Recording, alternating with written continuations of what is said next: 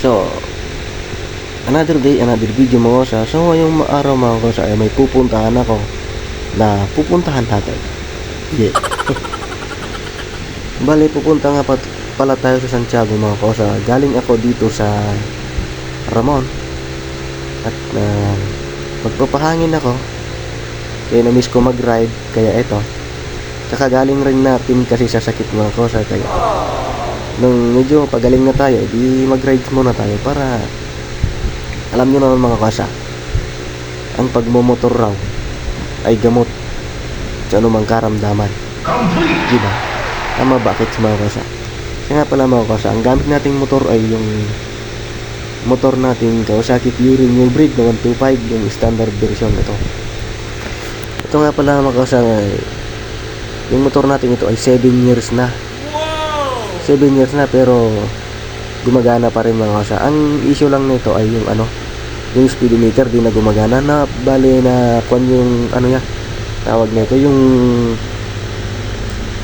tawag nun, yung gear sa may yung kumukonekta sa basta yun na yung mga kosa. Kaya have a sweet day mga kosa, kaya tuloy ang ligaya. Let's go!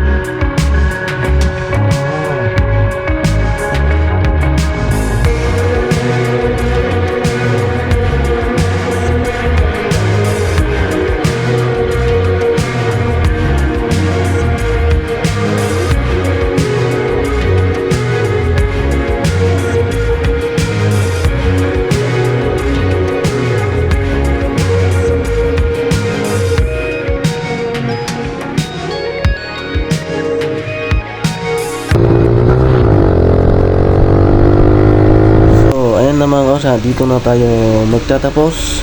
Dito na magtatapos yung walang kwentang video natin mga kosa. Kaya kung nanood ka man, maraming thank you sa'yo, and have a safe day mga kosa. Sa susunod na video natin papakita kung gaano katibay yung motor natin. Yung mga Kawasaki brand lovers dyan, shout out sa inyo mga kosa. And yun na yun, have a safe day mga kosa.